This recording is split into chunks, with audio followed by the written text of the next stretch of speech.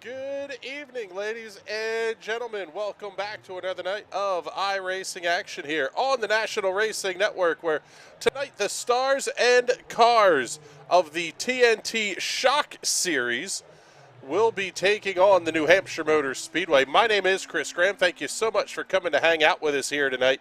Let's get the feed up here for Bizzle so he can see what the hell's going on. Joined in the booth tonight by Mr. Patrick Byrne. My name is Chris Graham. I don't remember if I said that or not. Thanks for coming to hang out with us. Bizzle, this show could be pretty interesting here as qualifying is just getting underway for these guys.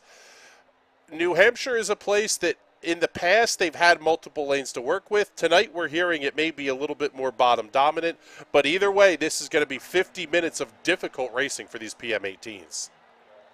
I was hearing some other things from the drivers before you hopped in the call.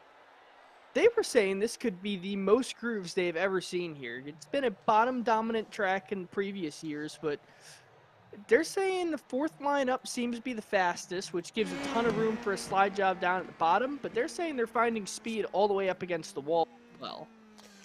Well, there you go. Brian Labarge going quick time. No surprise there. Let's pick up James Watson as he is working at lap number 2. Watson currently 6th quick. Labarge's quick time at a 27.521. And only 3 minutes left in the qualifying session. This one's going to go by pretty quickly here. But still a lot of time for these guys to get out there. 90210 checking in on Twitch already saying, I managed to make it this week. We barely did. As James Watson goes quick time 27.419. 27.41 with a 9. Lap number 2 coming up for Wes Shire. Let's pick up Wes off of turn number 4. He's over the line. What's lap number 2? Even faster, 27.404. 27.40 with a 4 for Wes Shire. 15 thousandths faster than James Watson. Ben Carswell off of turn number 4 to complete lap number 1 of his qualifying run. That one's only going to be good for 12th quick at a 27.747. Only a half second separating first through 13th of the cars that have taken time. Kylo Ciacelli not yet out on the raceway. One of the things that always caught people out here, Bizzle, was the fact that you kind of got the humps and the bumps and that kind of stuff off at turn number 4. Good lap for Carswell up 3rd quick. That catches drivers out, and rain on the racetrack and deciding to continue the race, that also catches drivers out as well. 90210 to say, asking, can I ask a loaded question? I don't know. I'm afraid. Yeah. Well, you can ask it, and we can choose whether to answer or not. That is correct. And we may just delete it outright, too, on the chat, depending on what it is. But, yeah. Kylo Ciacelli's first lap, 27.692. A little bit of a bobble off of turn 2.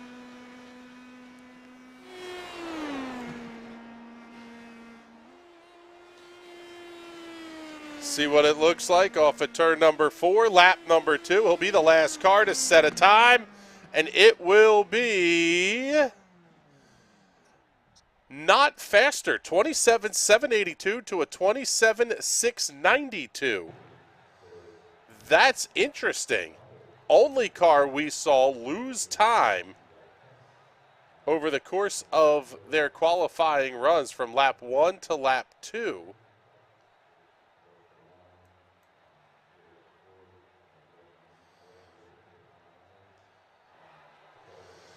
Let's see here. FRS Drake says, please do. Stephen C. Thompson checking in with the TNT emoji that we can't show on the screen. Okay. Okay. Totally separate subject. I thought there was something else entirely coming. We will discuss this during the race. So with everything that's going on with Anheuser-Busch, what do you think the chances are of Stewart Haas Racing running a car with a Busch livery? 100%. There's a deal in place, a contract. They're going to show that logo. That's the way it is. That may be part of a change in branding push that I don't think is necessary, but I'm not going to give my personal take on that whole scenario. But yeah, there's a deal in place. Absolutely are they going to run that car. Let's take a look at your starting grid for tonight's 50-lap feature event here at the New Hampshire Motor Speedway. On the pole for this one will be Westshire with a lap time of 27.404. James Watson second on the grid, only 15 thousandths of a second back. Row number 2 tonight will have Ben Carswell lining up alongside the number 8 of Brian Labarge. Team Watson Racing setups on the side of the number 48. And the NASA meatball on the side of Brian Labarge's number 8, hoping he doesn't see a meatball here this evening. The AJ Camargo with NRN and Team Watson Racing setups on the side of his number 59, lining up alongside the number 21 of Mike Long. Stephen C. Thompson will line up alongside J.W. Miller. Good to see J.W. back in the series. It's been a little while since we've seen him. How about identical lap times? 0.212 back to occupy row number 4. Jason Owens in the Extra Life Riley Children's Foundation, number 87, lining up alongside the TNT Shock Series, number 256 of Simon Fell here on row number 5. Row 6 will see the Sprotty number 17 of Alex Teeter, lining up alongside the Team Watson Racing setups, DeChaco Farms number 93 of Kylo Ciacelli. And on the final row tonight, the Napa Auto Parts number 14 of Jason Paydu, the number 3 PPG colors belonging to Jason Miller. 14 cars on the grid. They are working their way through turns 3 and 4.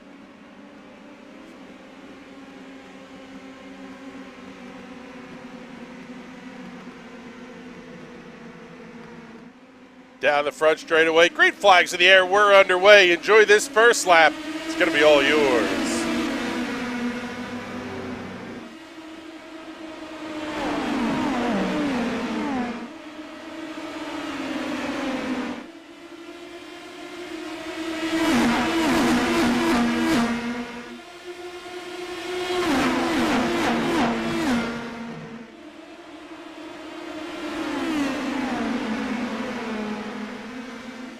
Lap number 1 in the books, and it's going to belong to James Watson. Second place to Ben Carswell. Westshire drops 2 spots. He's back to third. Carswell looking inside for the lead into 1. I think he's going to get it running that low groove.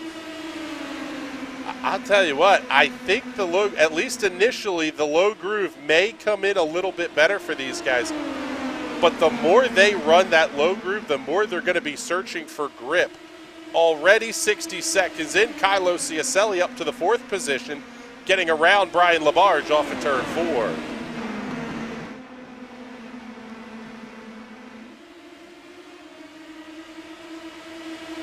Kylo going aggressive on the start. West going to try the crossover down into 3. Ciacelli tucked up right behind Watson. Shire down beneath the apron. You can see West getting 3 wide off of 4.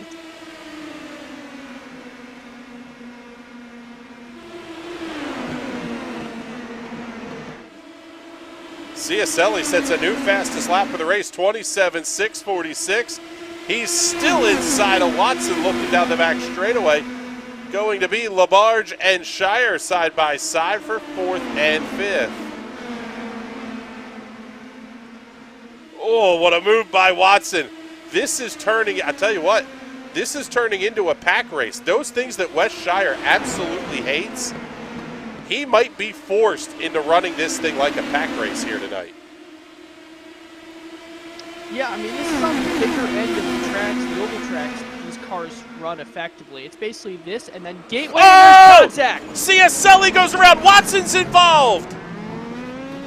I believe Ben Carswell may have been involved in that as well. But caution is out, and 2 of the fastest cars in the grid might be done for the night. Kylo Ciacelli absolutely will be. That car is junk on the left rear. He's trying to get back down pit lane. I'm going to say it's a lost cause, though. These teams are very, very talented, but back half in a car in less than 47 minutes is going to be tight. Yeah, let's take a look here, see if we can see what happened. May have been Ben Carswell involved in that as well. Oh, Carswell just overshot the corner a little bit. Oh, my goodness. We are going on board with Brian Labarge. That was absolutely incredible. Let's see here.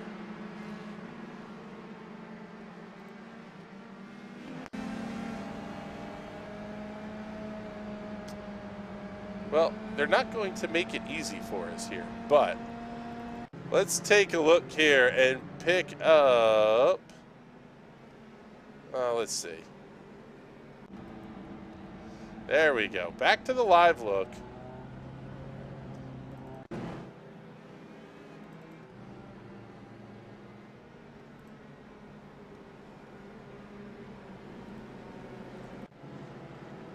Okay, well, it doesn't want to give us the look that way, so let's do it this way.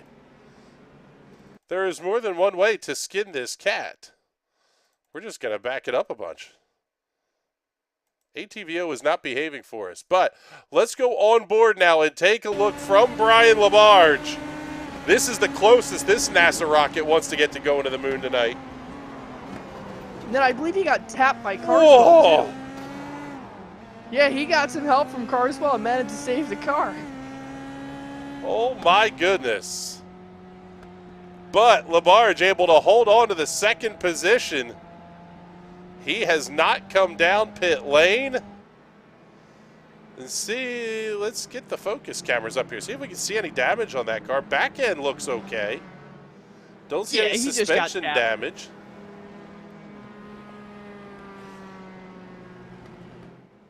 Let's see here. See if we can find Brian Labarge to talk to. He's usually one of the guys that kind of disappears out of the voice chat.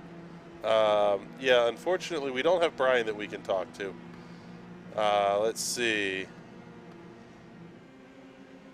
Actually, it looks like we've also lost James Watson out of the room as well. So get ready to go back to green flag racing already. Wes Shire will be your race leader. See what he's going to be able to do here on the start. Let's get up top from the NRN drone. Into that restart zone. Good start for Shire. Labarge and AJ Camargo now make up your top three.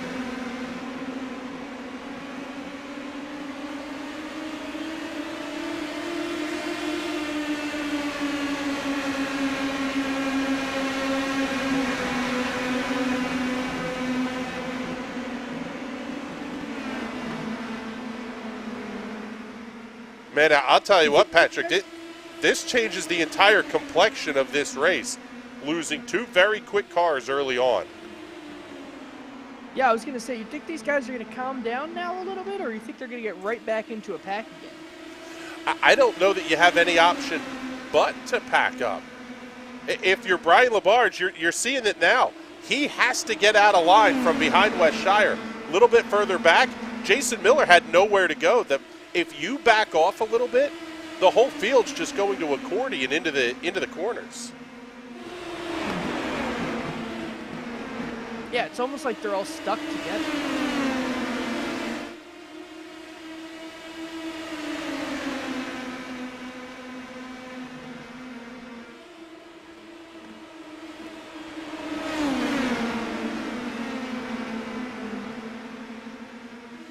Craziness here early on at the New Hampshire Motor Speedway. Brian Labarge holding on to the race lead. He's down inside, running about a car width and a half off the bottom of the racetrack as Stephen C. Thompson sets a new fastest lap of the race. Thompson going to be way towards the back of the pack alongside Ben Carswell. Just up ahead, Simon Fell and Alex Teeter side by side. They're going to have J.W. Miller and Jason Paydu right there.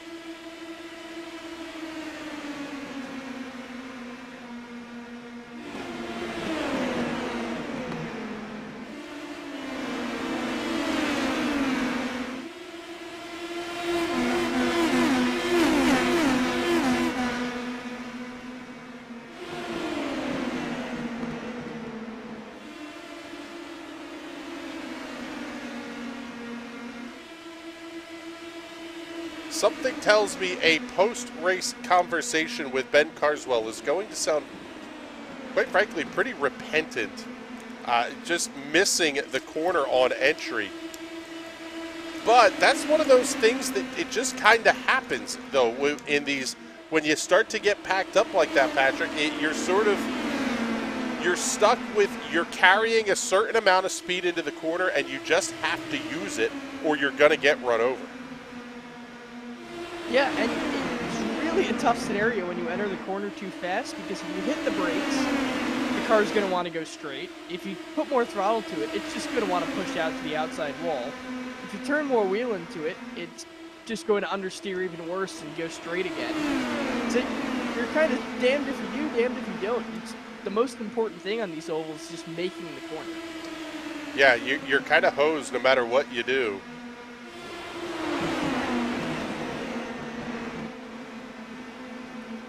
Feeling very Bluto-Blutarski saying that.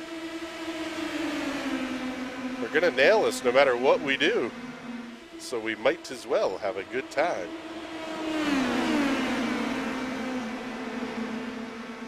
I don't know that Wes Shire is having a good time with this, though.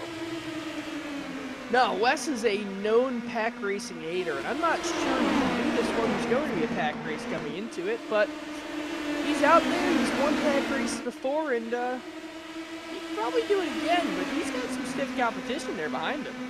Quite frankly, I don't know that any of these guys knew this was going to be a pack race. This was not the feeling I was getting in the short conversations we were having in the pre-race.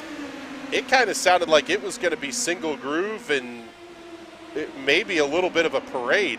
We have seen anything but that here tonight.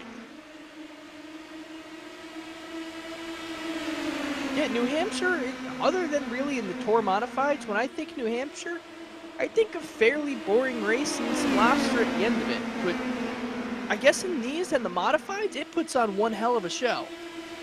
Yeah, for two completely different reasons. The Modifieds, this is a full-on drafting track for these guys. Very little lifting in the corners and bump drafting down the straightaways. They put restrictor plates on the Modifieds when they come here. It is literally a plate race for those cars. That's just insane, quite frankly.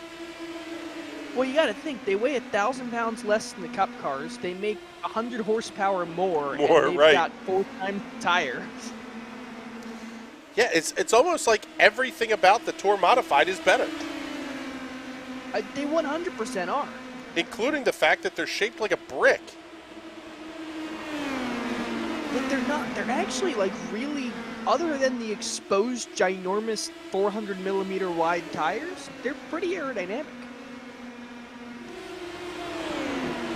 Replace the Gen 7 with the Tour Modifieds, and you will have great racing at every stop on the NASCAR schedule. But that's just me talking. Wes Shire, new fastest lap of the race. 27.274, and battling side by side with the AJ Camargo. Yeah, and Camargo is going to easily take the lead there. I guess Wes was trying to low line a little bit, and Naishi was just able to go around the high side and just freight train him down the straightaway.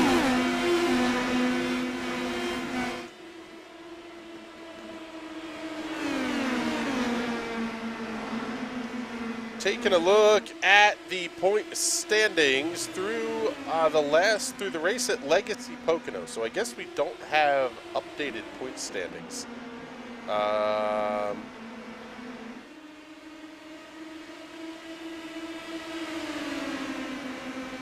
me confirm that with the schedule here, because I don't think Pocono was the last race we ran. No, we ran the Homestead Roval last. So unfortunately, don't have updated points to give you, but the big one here was even after the race at Pocono, Wes Shire had a 23-point lead over James Watson. Now, Watson cut into it a bunch with the win at Homestead, but Watson's giving it all back, finishing 13th place here this evening. Stephen C. Thompson, your early season point leader, currently in the 10th position. This could be the race that West looks at and goes, this is when the lead got comfortable. Yeah, these two are happily, I don't want to say a huge gap to the cars behind, but they're comfortably in front. If they can just bond together, get away from these guys, quit battling like they're doing again, they could really pull away from these guys. Yeah, looks like that won't be happening.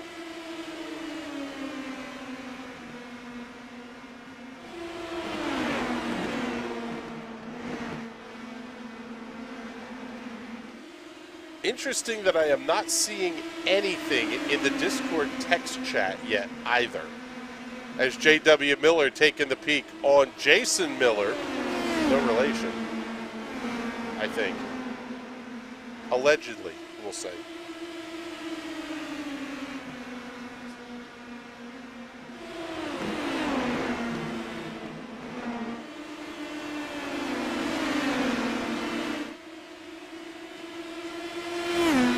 Starting to tick down now towards the halfway point. That early race caution, usually one caution is not enough to make this a one-stop race. It usually requires two. I would think then we're probably about 8 minutes or so from seeing our first stops of the race.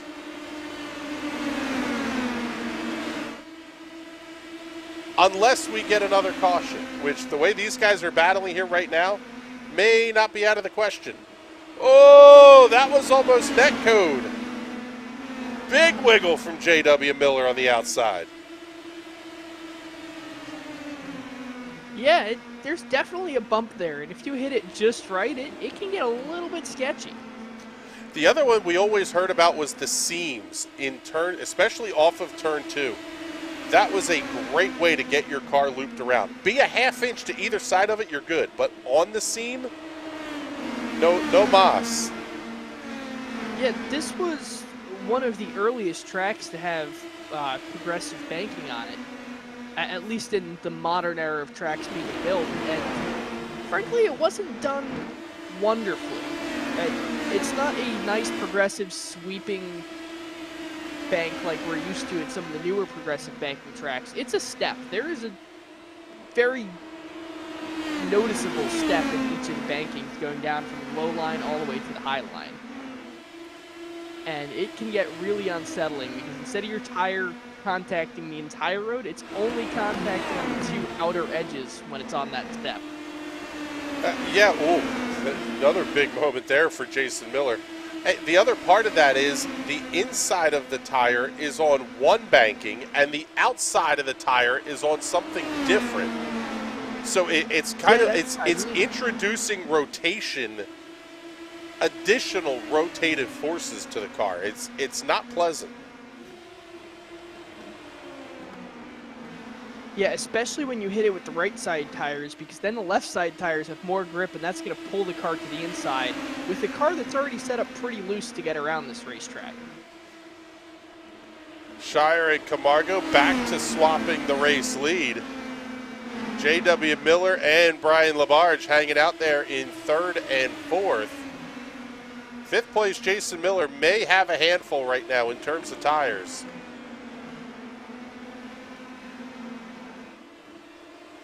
Oh, and Shire's around and into the wall. West Shire spins off at turn number 2. Let's take a look, get it up close, see if there's any damage. It looks like that left front may not be pointing the optimum direction, but that also could just be the setup too. Yeah, West does some funky things with the toes on these cars, but that car honestly doesn't look that bad to me. No, it doesn't look too terrible. Let's take a look here. Get you the focus camera on West Shire. That car just started to turn. He almost caught it. Oh, and he hit the wall pretty square. Yeah, he hit it square, and we've talked about that in the past. If you pancake the wall, you can almost get away with it. Yeah, it's when you hit it with either of the corners of the car you really screw yourself. And it looks like just about everybody will be on pit lane this time. In fact, everybody that is on the racetrack will be on pit lane.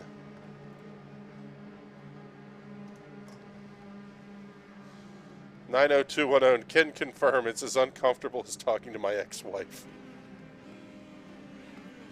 Not going there. I'm avoiding that like the plague. Out of the box, J.W. Miller to the top of the board.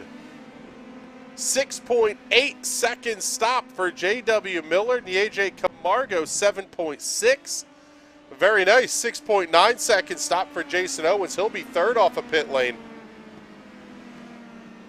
Alex Teeter, Jason Miller will round out the top 5 here for the restart. We were going to talk about this as Westshire spun, but let's look at it now as we are under caution here. Most positions gained currently belongs to Jason Miller, up 8. J.W. Miller, Alex Teeter up 7 apiece. Jason Owens up 6.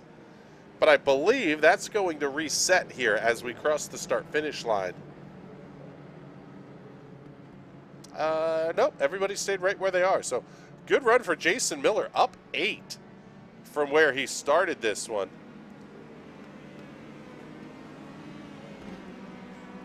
And with nobody one lap down, that I believe that means that we're going to go back to green this time. Yeah, lights are off on the iRacing safety car,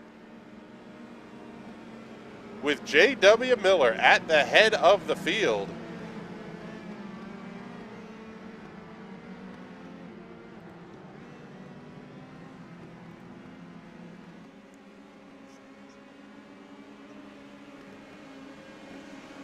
Just seeing the message that Patrick posted here saying that tonight's Fastmasters race will be in the Z4 at Legacy, Texas. If you're interested in joining that one, head on over to iRacing hosted sessions. Look for TNT Fastmasters.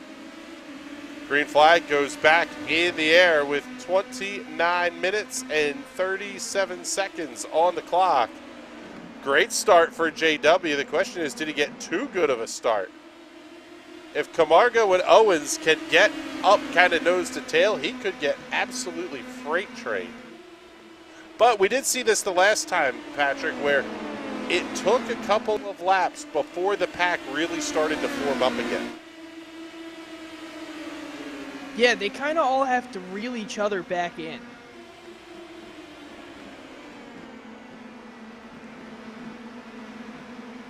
Especially since you're definitely a lot slower out by yourself in the front, because you're going to be running that high line trying to get as much speed as you possibly can down these long straightaways. But once you're in the pack, in the draft, you can sacrifice some of the exit speed because you'll pick it right back up in the draft.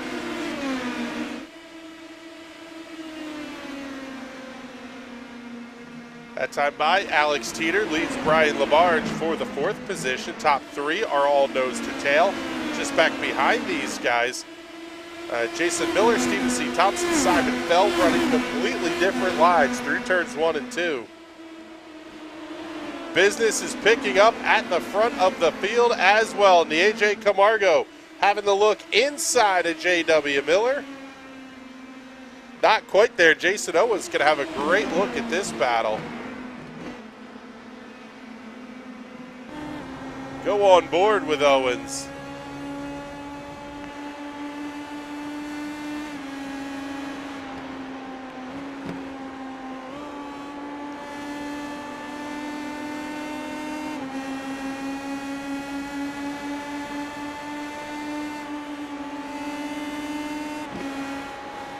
Interesting to hear Owens backing off and getting, I mean, they're all the way down to 4th gear in the middle of these corners. I would imagine some of that is trying to keep the rev range up so you're not giving away as much speed on corner exit like you talked about. You got to keep the momentum up off of turn 4 and off of turn 2. Yeah, these straightaways are immensely long, especially in a real low-powered car like this. In something like a modified or a cup car or even an Indy car, this is a really short track. But these things, this track's a monster.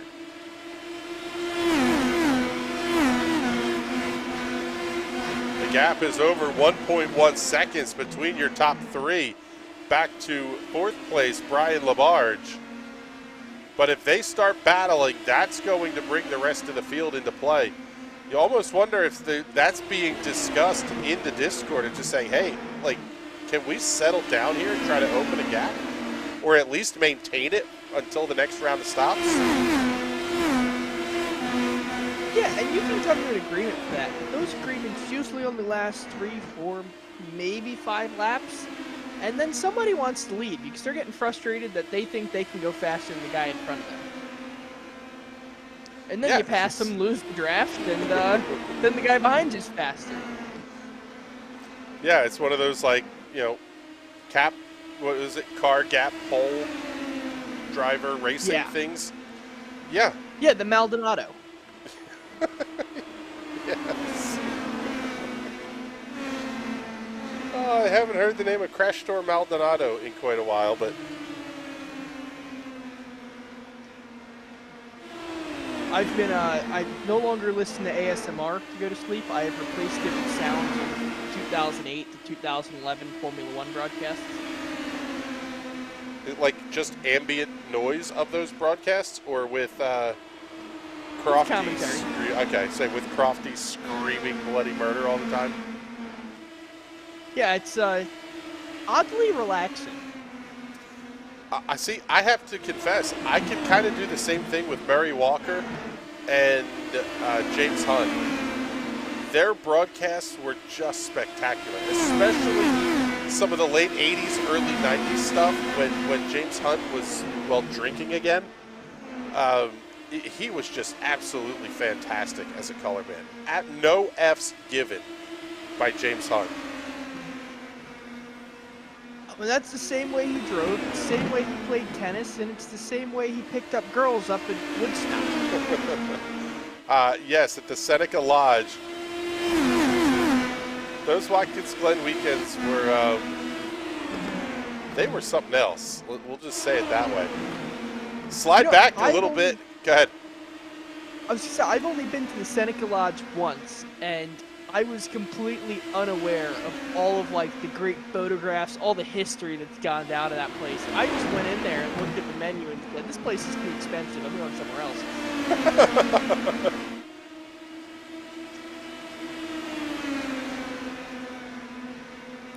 If you are a first-time visitor to Watkins Glen, it is a must-stop-in place for a beer. It's actually, to me, reminiscent of going to the Tun Tavern in Philadelphia, which is where large portions of the Declaration of Independence and Constitution were written. It's the birthplace of the United States Marine Corps, and the building has been in the same bar in the same spot for almost 400 years. It just oozes history out of every pore of the wood in there. Have you ever seen some of the bar tabs from when they were writing the Declaration of Independence? Hold on. 90210. Oh, we had a car in the wall. Oh, who was that? It's that red car right there on the high side. Yeah, that was Alex Teeter bouncing it off the wall. How about the recovery for Wes Shire? He's back up to the 7th position. And I wonder if he's not maybe playing a little bit of a fuel game here, but you only had to nurse an extra 3 minutes out of the car. Oh, and Teeter's loose again off of 2. What a save by Alex Teeter. Plenty of racetrack here to just chase it down that straightaway and catch the car and bring it back straight. Yeah, don't go the other, don't counter steer. That's not smart. You could end up on a t-shirt that Patrick's making. 90210 in the comments saying, as Ayrton Senna said, if you no longer go for a gap that exists, you're no longer a racing driver. If you go for a gap that no longer exists, you're Pastor Maldonado. I was about to finish that one for you. Holy crap, I love that quote. I need a t-shirt with that on it. NRN swag potential. On the back of that shirt, I'll just get the picture of the Williams garage after he won his one and only Formula One race. When it was on fire? Yes. Yeah.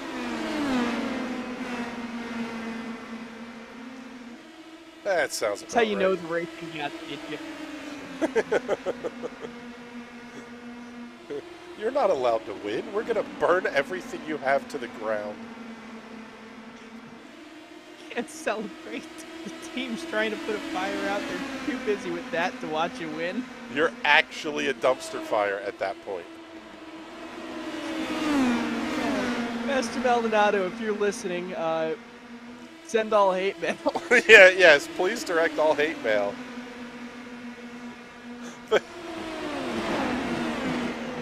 Yep, here we go. Send all hate mail to 902unknown@twitch.com. Car was so surprised by the win it spontaneously combusted.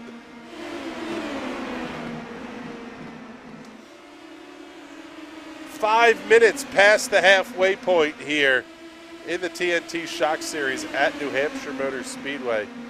AJ Camargo leading J.W. Miller by a 1/10.5. Jason Owens about 7/10 back. And I wonder if they're not starting to play this fuel game a little bit here as Miller looks inside of Camargo. If you can run a little less throttle and let the leaders back themselves up to you, why wouldn't you? I mean, that move by Camargo bought Jason Owens about 0.3 of a second and put him back into draft range. Yeah, that's the biggest thing. You really just have to be on your marks, wait for someone to make a mistake, and put you right back in draft range, and the race is on again. So even if the car seems to be pulling away from you and you can't pull them back in, if you're patient, you'll eventually get back up there. 35 laps was the last stint for these. For the cars that are out there still on the field now, we are 23 laps into this stint, so only about 12 or 13 laps away from potentially seeing another set of pit stops. At about 30 seconds per lap, it's going to leave us about 8 minutes or so, I would think, left in this race. That's trying to do very quick math, though, and I'm not really talented at that. Down the backstretch, West Shire looking inside of Jason Miller. Simon Fell thought about making it 3 wide. Now, West Shire, wasn't that car spun around backwards, pancaked in the wall? Yes, it was. It was only a kiss. It was only a kiss.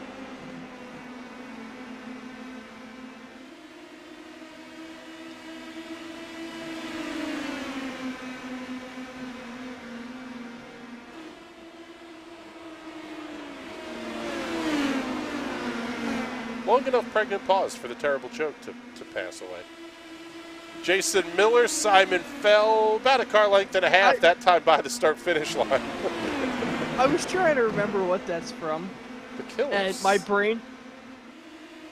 Yes, okay, there we go. I'm like, I know this song, and my brain just like completely froze. Mr. Brightside, Simon Fell on the inside. That hot yellow car trying to make a move. Isn't that song still like the 3rd or 4th most popular song in the UK? It might even be higher than that, which just shows how bland the English taste in music is. Well, it's also a top 10 song on the Touch Tunes jukebox system and has been since it premiered. Yes. It is competing with Margaritaville for most played song because every second of every day that song is being played in a bar somewhere in the United States. Well, yes, because Margaritaville enjoyers are slowly dying off, and Mr. Brightside enjoyers are finally getting old enough to go to the bars their parents went to. That they can afford the Touch Tones jukebox or whatever it's called, Touch Tunes jukebox. I had to delete that app off my phone. One night of heavy drinking in Ireland, I think I spent like €150 on it. Oh, God. Yeah. No, I woke up the next morning and deleted that app. Oh, big slide save. for Ben Carswell. And Alex Teeter managed to miss him. Holy cow. Instant replay on this one. Carswell full slide. Teeter, whoa, buddy. All right, boys, get after it. By the way, FRS Drake is, well, he's fact-checking us and kind of proving the point.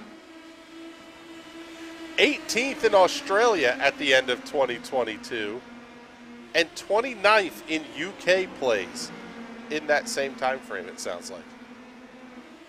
God, so across the British Commonwealth, it's probably like top 5. King Charles is a big fan of the Killers. Allegedly. Yeah. I'm sure of it. Let's move back here to this battle. Jason Miller, Simon Feld, Jason Paydu. This is 7th, 8th, and 9th. The fight for the lead it's not much of a fight at the moment. Although I say that, and the gap closes in big time. Top 3 all now nose to tail. 4th place, Jason Owens, just kind of hanging out there.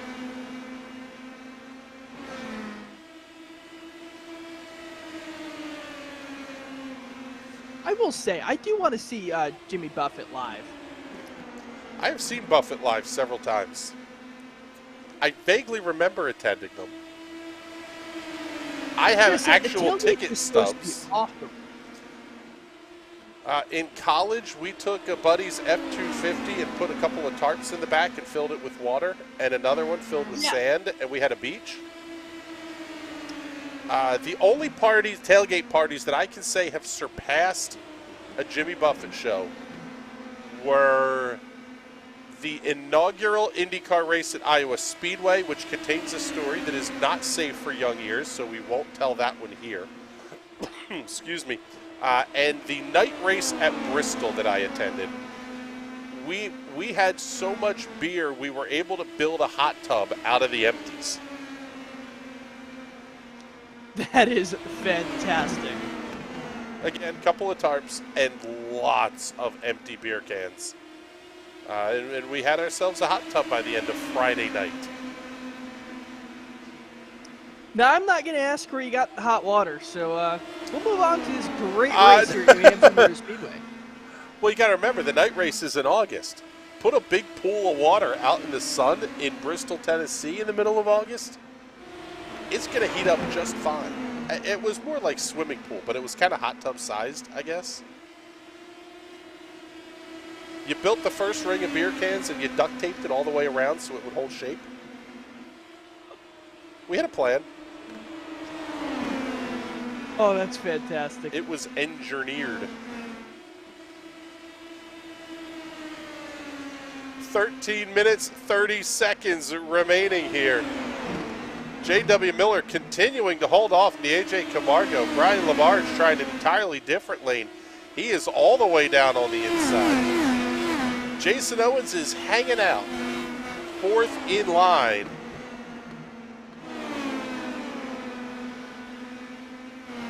You have to wonder, are they trying to save enough fuel to make this to the end?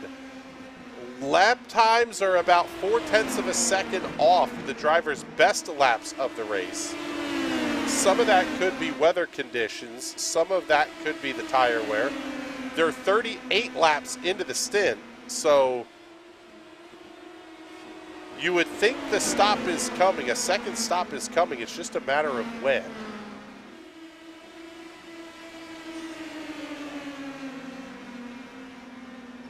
Hopefully soon. I wouldn't want to be making that final stop at the final couple laps of the race.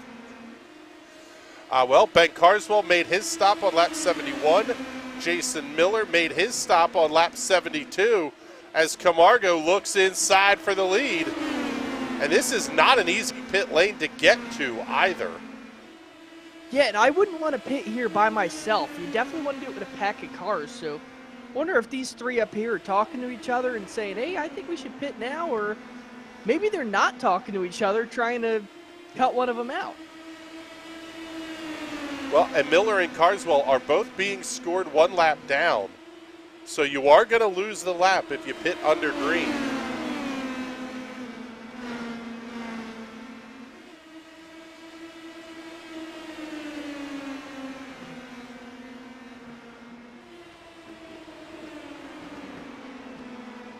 Ooh, LaBarge almost chopping the nose off of Jason Owens a little bit.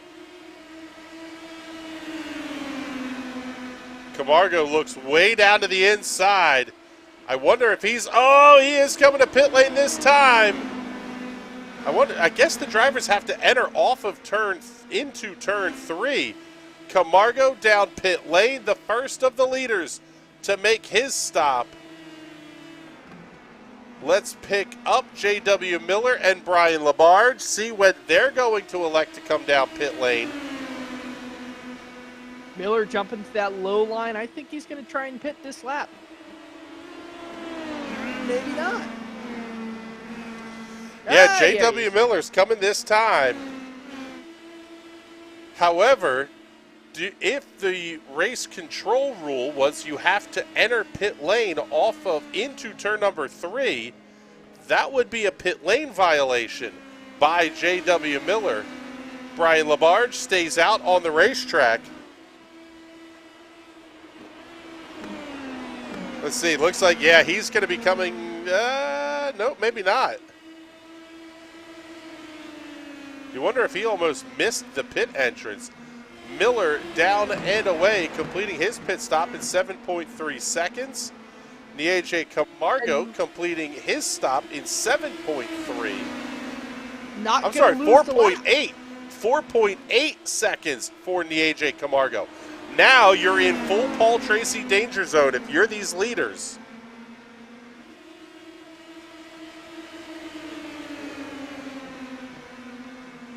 Oh, man, they're coming up to put a lap on J.W. Miller, though. Miller did take tires that time.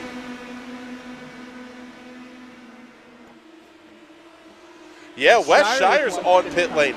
I wonder if J.W. Miller won't get a pet. Well, maybe not. Jason Owens entering pit lane off of turn number 4, as did Brian LaBarge that time. Race leaders on pit lane for their final stop. Simon Feld, Jason Paydu able to stretch it at least one more lap.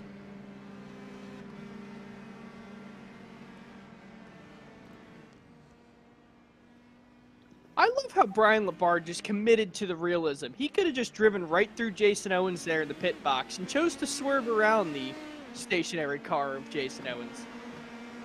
Owens going to be the first one off of pit lane. Great stop there for Wes Shire as well. Stephen C. Thompson going to follow Shire back onto the racetrack. As it stands right now, I think Jason Owens is the effective leader of this race. Yes, he is. Simon Feld, Jason Paydu, Mike Long have not made their final stops. Simon Feld on like pit lane this time. Yeah, Jason Paydu is on pit lane. Mike Long is on pit lane. So Jason Owens will come back around. Possibly a big mistake for J.W. Miller electing to take tires, and the full 7-second pit stop cost him a minimum of 3 seconds against the rest of the field. Owens, Camargo, Shire, Thompson, LaBarge, now your top 5. And you would have to think it's almost getting to be push time for Wes Shire. He does not want to let Jason Owens get away.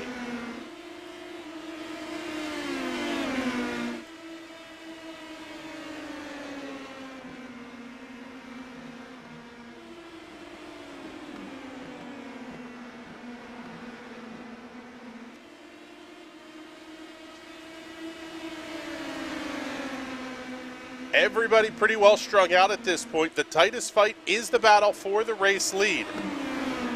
The top 5 separated by a minimum of 0.3 of a second. That's the gap between Owens and Shire. The biggest gap is going to be 0.6 between Shire and Camargo at this point. Stephen C. Thompson made up a ton of ground through turns 1 and 2. Wes Shire making up ground as well. Here's the look inside into 3.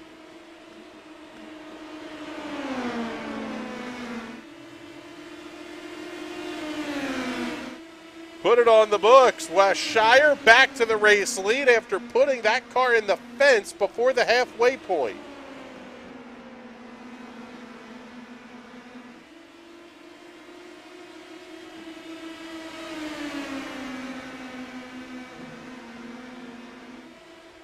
A drive of the night, driver of the day award, whatever you want to call it. This is a tough call.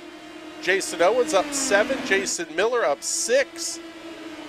But Wes Shire going back to front might be the best drive we've seen here tonight. Not only back to front, but we don't know if he's got a damaged car or not. Obviously, it's not badly damaged, but he did hit the wall. Yeah, and he's pulling away from Jason Owens at this point.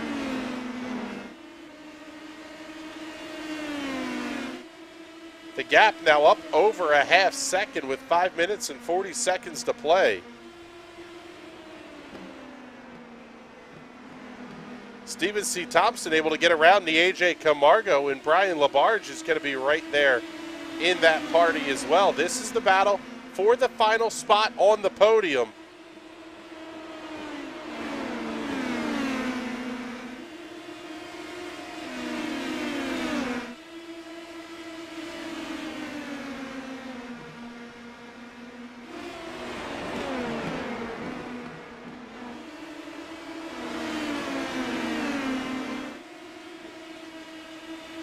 A little bit of a push up the racetrack there by Brian Labarge. That's going to allow AJ Camargo to have the look inside. Not able to do anything with it, though. Almost feels like now, Patrick, we've kind of settled into everybody is about where they should be on raw pace. Yeah, I'm surprised with the amount of gap that Wes Shire is building up on the rest of the field. Surprised Jason Owens couldn't keep pace with him. Yeah, he going 0.8 of a second, the gap as it stands right now. But Owens is going to start to get some drafting help from Stephen C. Thompson. Even for that matter, Brian Labarge and the AJ Camargo. We'll see if that draft help is going to be there, because right now at 0.8, they're out of draft range of Wes Shire. However, the whole 2 cars are faster than one thing, and that lead is starting to shrink.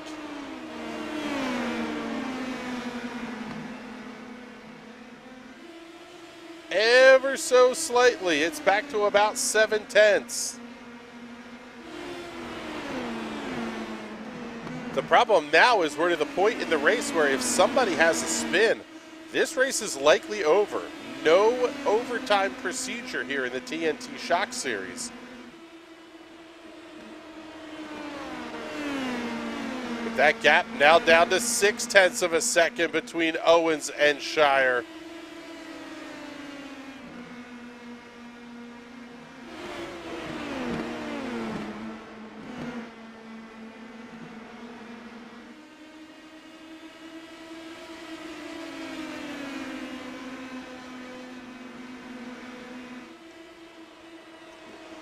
Now, I guess how hard do you push if you're Jason Owens?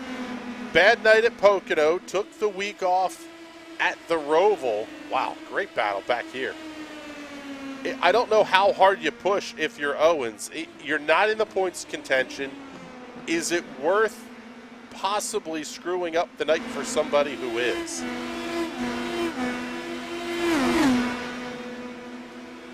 He might not have to. These guys almost wrecked it here, but yeah. Jason Owens, I would say full send. You're not near other cars. You've got nothing to lose.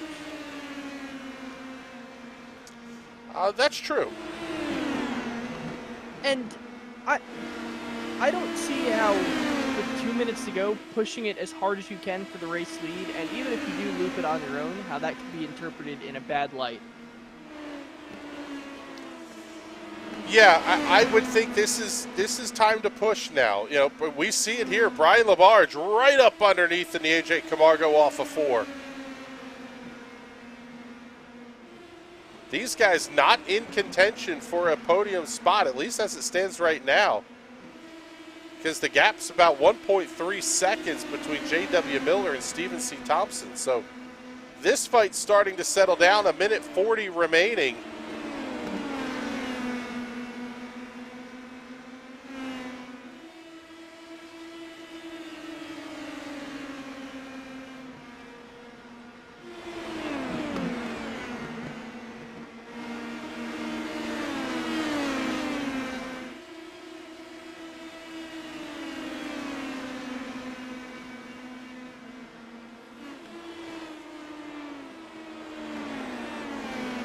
Just about every battle on the racetrack has settled down right now.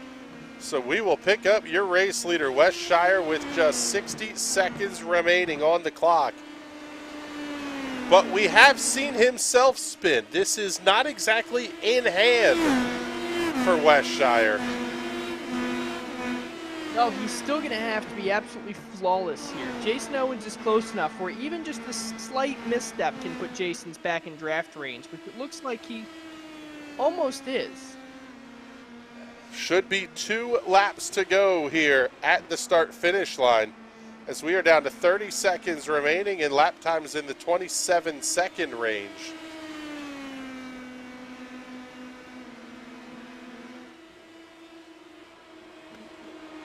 The gap hovering right around 6 to 7 tenths for Wes Shire over Jason Owens. White flag will go in the air this time by 1 to go here at the New Hampshire Motor Speedway. Shire, oh, that's right how he lost it last time. But thus far, clean down the back straightaway. The gap's down to half a second through 3 and 4 for the final time. Twin checkers will go in the air, and Wes Shire picks up the win at New Hampshire. Jason Owens with a fantastic drive, picking up the podium here to second place. And Stephen C. Thompson will round out your podium finishers.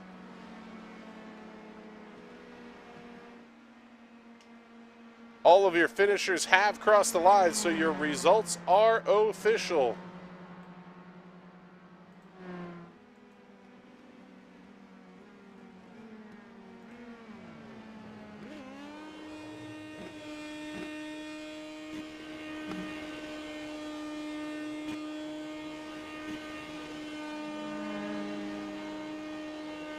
This man is an absolute magician at donuts in these cars. Well, yeah, he can even get the USF 2000s to do donuts, and those are an open differential. Now, any kid with a V6 Mustang will tell you, it's not easy to do donuts with an open differential. It'll do them better to the left than to the right, but your one-wheel peel isn't impressing anyone. Oh my God, that's hilarious. Stephen C. Thompson buried in the outside fence as Wes Shire is going to make his way back down onto pit lane. Let's show you your final race results. Shire, Owens, and Thompson on the podium. J.W. Miller, Brian Labarge complete the top 5. 6 through 10 will be in the AJ Camargo, Simon Feld, Jason Miller, Jason Padu, and Alex Teeter. The remainder of the field here tonight, Mike Long finishing as the final finisher and the final car on the lead lap. Ben Carswell finishing in 12th, 27 laps behind. James Watson and Kylo Ciacelli going out very early in this race, only 5 laps in. They will finish in 13th and 14th position. Let's take a look and see who we can find to talk to.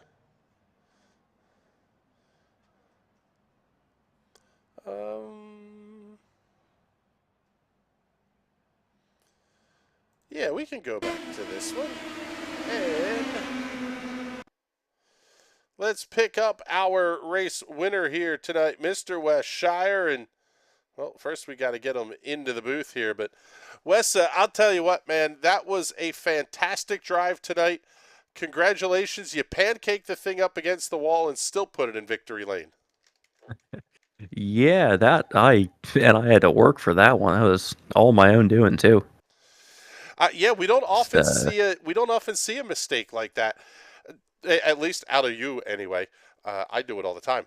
But talk us through the rest of that race, though, because it seemed like there was a lot of things that kind of had to go your way to get the car back up to the front. We had pack racing early on, and that just didn't happen late in this race. yeah, I think the lack of pack is kind of the main reason I was actually even somewhat able to get back up there.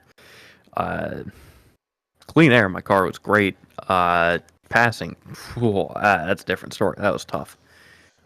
Everybody was difficult, but really clean about defense there. So, yeah, definitely an interesting one. Kind of did Brian a little dirty on pit in for the last pit stop. Figured, well, no reason I can't pit off of 3. Turns out that's faster than pitting off of 4. But yeah, Yeah, definitely, definitely an interesting one. Yeah, it was a great race tonight. And the other one, now we don't have updated point standings, thanks Jason Owens. But looking at the numbers, that even with Watson being able to make up a little bit of ground after Homestead, this might be the night where you kind of look at some breathing room in terms of the championship. We're into the middle part of April. There's only a handful of races left to go, and you should be sitting on a pretty solid cushion at this point. Yeah, definitely going to be interesting to see the updated points. Kind of told James before he left that, like, yeah, it's not over yet. So we'll see. I'm not feeling super comfortable, but yeah, hopefully we can wrap another one up. All right, buddy. Well, congratulations on picking up the win here tonight. That is win number 4 on the season. 8th top 5, 10th top 10 finish of the season. And that's ignoring, obviously, the numbers that we don't have from Homestead. But congratulations on the win here tonight. And before we let you go, do all the big sponsor plugs and thank yous. Yeah, as always, got to thank you guys for the broadcast. Got to thank Jason for putting everything together. Shout out to my other self as a D&D live streamer and YouTuber. Check us out, YouTube, Tales from Rukon. Should have some new stuff coming out pretty soon, including, well, this weekend we're going to be recording something that can best be described as skateboarding wizards. So that'll be fascinating. And then, of course, big shout out to Homestead Coffee, keeping me awake and alert enough to fight my way through this real difficult pack of drivers. All right, buddy. Well, thank you much. We appreciate you coming to hang out with us here and bring up a guy that I wasn't sure we would talk to again this season. Jason Owens finishing in second position tonight. By the way, thank you very much for getting the points updated after the Homestead Roval. Spot on for the broadcast here tonight. But this race was a little bit crazy. I'm actually working on it right now. A bucketfuls of good that does us, man. We appreciate you.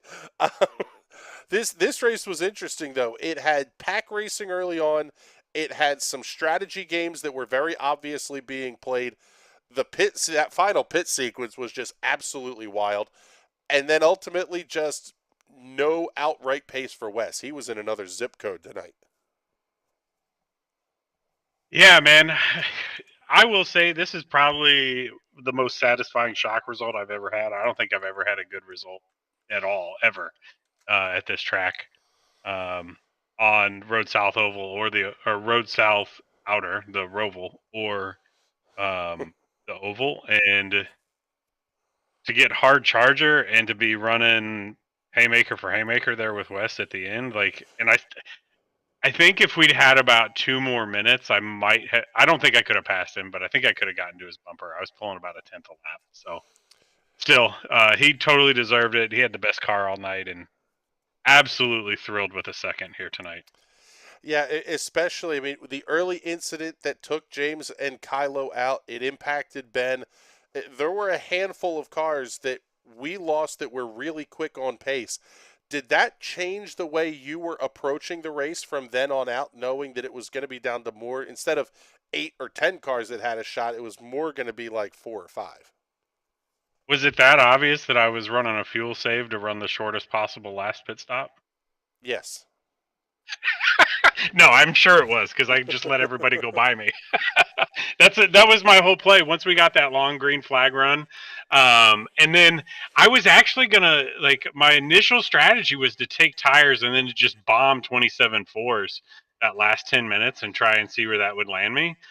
But after Camargo and Miller pitted, and Naiji came out so far in front of us, and then JW came out literally right in front of us, and I knew he took tires. I switched strategies, and I said, you know what, I'm just going to run with it. Going to go with the, I guess they're Cooper tires in Sim. Go with those rocks and see how they would last, and they held out just enough. Yeah, that was, I think, probably the kind of butt kicker moment for JW was taking the tires on that final stop, because he lost 3 seconds in the exchange of pit stops and finished 2.7 back of Wes for the race win. But ultimately, it's those what seem like little calls. We've run a whole race on these things. I need to put tires on it. That's what was the difference maker tonight. Yeah, it's kind of crazy that it comes down like that at the end of some of these deals, and hopefully it made for a good broadcast. And like I said, I'm absolutely over the moon with this result. I'm super thrilled. Well, yes, the broadcast included references to King Charles, the Killers. There were several others that were oddballs. If you watch it back, hopefully you enjoy it. But we appreciate you coming to hang out. Did you with at least get a danger zone in there when we did. pit stop started? Yes, we did. I knew it. I was sitting there thinking, I heard it in my mind. I'm like, well, we're in the danger zone. Let's go. Yep. Actually, that's the trademarked Paul Tracy danger zone. But yes. At 2 feet and all. Yes. All right, buddy. Congratulations on the podium. And before we let you go, do all the sponsor plugs and thank yous. Yep. As always, want to thank Extra Life, Children's Miracle Network Hospitals, Riley Hospitals for Children. It's a new year, new fundraising effort for Extra Life and Riley here in Indianapolis. Shout out to them. Nice to be on the podium. And thanks again for National Racing Network and Sunset Arctic Games. Let's hopefully have another great race in a couple of weeks. We're looking forward to it. Thank you much, Jason, for coming to check in with us here, not so briefly, for the runners-up interview. Let's bring up Stephen C. Thompson, our third-place finisher here this evening. You had an eventful night. It seemed like everybody did. But talk us through the race from your perspective, because it seemed like you were close enough on pace that you could make up some time to Jason there late, and then he just found another gear with a couple of minutes to go. Yeah, we were talking about that. I think Jason and I kind of had the same setup memo, and Jason got track position early, which was big. I dropped back to the field once, I dropped back to the field twice, and then when we got those long green flag runs, it was able to make it up to the top 5. Learned my lesson from Phoenix and a bunch of earlier races. Don't take tires.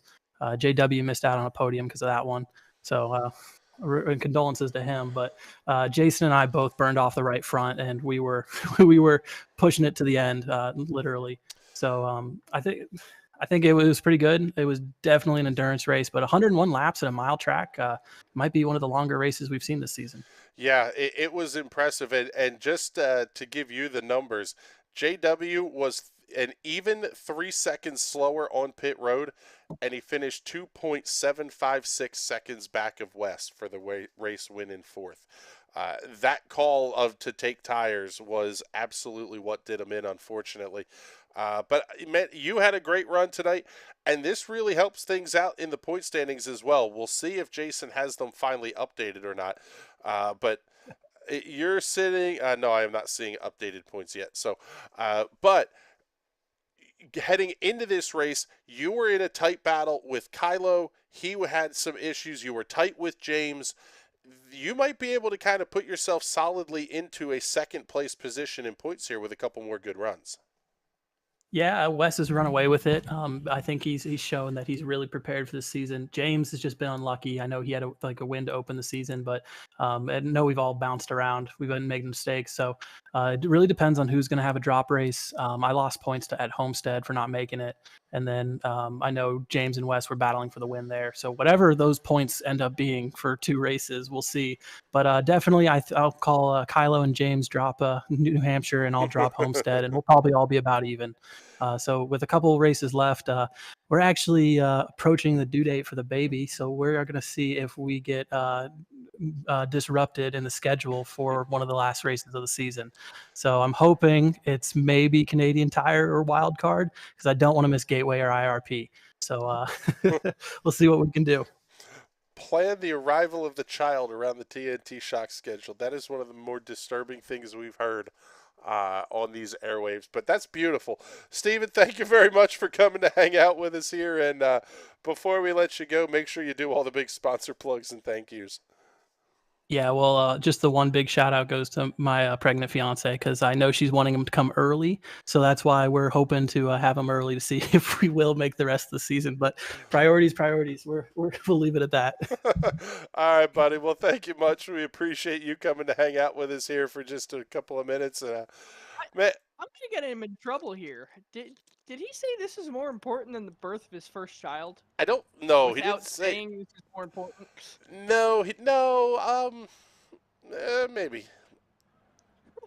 We will let him dig his own grave, though. I do not need to be in the middle of that.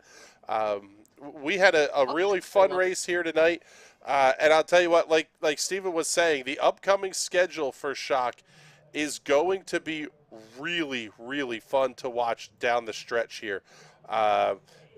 Next race in 2 weeks, May 2nd, will be either Canadian Tire Motorsports Park, Most Sport, or a wild card. We will find that out information hopefully sooner rather than later. But then we close out the season at Gateway and IRP. Gateway drives a fair bit like New Hampshire does. That place is always wild in the PM18s. And IRP, you're kind of going back home again in Indiana to close out the season. I'm looking forward to these last 3 races. Yeah, this is going to be one hell of a fun show. I love watching these races with the PM18s, and especially on a lot of these ovals, so I am excited. Hopefully we get another barn burner, really close points championship this year. I don't think it's going to be a close championship battle, but I think the battle for 2nd through 4th is going to be really, really good. But we'll see how those numbers shake out. Coming up tomorrow on the National Racing Network, it will be the U.S. Open Wheel doubleheader coming to you at 9 p.m. Eastern Daylight Time. And on Friday afternoon, it's the Camel GT Happy Hour at 5 p.m. in the East. Don't want to miss that one. That one from VIR. I can't wait. Narrow racetrack, tight, twisty, and we're going to put 2 very different classes of race car out there. That Camel race has the potential for some carnage, and I'm looking forward to it. But with that, time for us to get on out of here. If you're interested, join us over in the hosted sessions.